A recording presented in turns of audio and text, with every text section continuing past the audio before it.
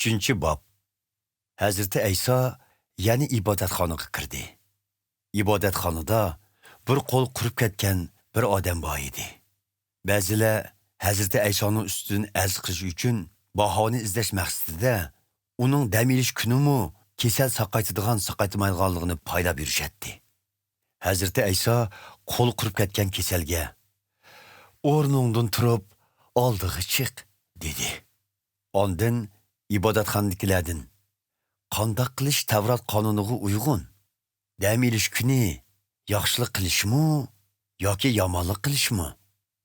Jonni qutqizishmi yoki halok qilishmi deb so'rdi. Ular zuvan surishmidi. Hazreti İsa atrofidagilarga g'azab bilan ko'z yugurtdi. Ularning tarsolig'i uni ichintirgan edi. Ondan keyin u yilqi kasalga qo'lingni uzat dedi. U odam qo'lni uzatishi bilanla qo'li asliga keldi. Buning bilan Parislar tashqariga chiqib, Hazreti İsa'ni qandoq joylatish haqida Herod podshohining tarafdorlari bilan maslahatlashishga boshladi. Hazreti İsa shogirdlari bilan birga u yerdan ayrilib, ko'l bo'yiga ketdi. Galiliya o'lkasidan nurg'un xaloyiq uningga ergishib bordi. Uning qilgan ishlarini anglagan, yana nurg'un xaloyiq Yerusalim shahri, butun Yahudiya o'lkasi, Idumiya o'lkasi, Yordan daryosining qarshi tarafi, Tir va Sidon shahrining atrofidagi joylardan saldak yiqib, uning oldiga kelishdi. Hazreti İsa xaloyiqning orasidan qisilib qolmaslik uchun shogirdlarga kichik bir kema tayyorlab qo'yishni buyurdi. Chunki u nurg'un bemorlarni saqaytqashqa, har xil kasalliklarga giribtor bo'lganlarning hammasi uning uchisini silib olish uchun qistishib kelishgan edi. Qachonli bo'lmasin, jin chapshivaganlar Hazreti İsa'ni ko'rsa, uning oyog'iga bosh qo'yib, "Sen Xudoning o'g'lisan" deb vaqirishadi. Lekin Hazreti İsa ularga o'zining kim ekanligini oshkormaslikni qattiq chekilaydi.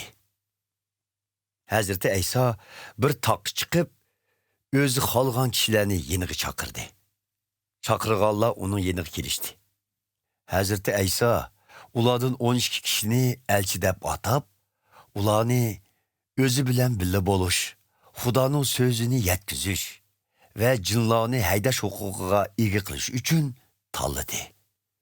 Bu 12 kishi Simon, Hazreti İsa uni Petrus deb atagan. Zebediyning o'g'li Yaqub va uning qarindoshi Yuhanna. Hazreti İsa ularni Beni Ragash, ya'ni Guldirmama o'g'illari deb atagan. Ender, Filip, Bartolomay, Matta, Thomas, Alpayning o'g'li Yaqub, Taday, vatanparvar deb atalgan Simon va Hazreti İsa'ga sotqinlik qildigan Yahuda ishqariyotlardan iborat. Hazreti İsa uyga qaytib kelgandan keyin u yerga yana shuncha nurg'un xaloyiq to'plandiki, Hazreti İsa bilan shogirdlarining g'izolanishimi cho'lisi tegmidi. Hazreti İsa'ning oilasidagilar buni anglab, uni qaytirib kelgili berishdi. Chunki ular uni ahlidan ezibdi deb o'ylashgan edi. Yerusalimdan kelgan Tavrat ustozlari bo'lsa, uningga shayton chopishibdi. U jinlarni ularning boshlig'i bo'lgan shaytonga toyinib haydaydi ekan, deyishadi. Shuning uchun Hazreti İsa Tavrat ustozlarini yeniga chaqirib, ularga tamsillar bilan mundoq dedi. Shaytonni qandoqmi qo'g'lisin? Agar bir davlatdagilar ikki guruhga bo'linib so'qishsa, u davlat put tirab turolmaydi. Bir oildagilar o'zaro jidal mojaro qilishsa, u oila vayron bo'lishdan saqlanolmaydi.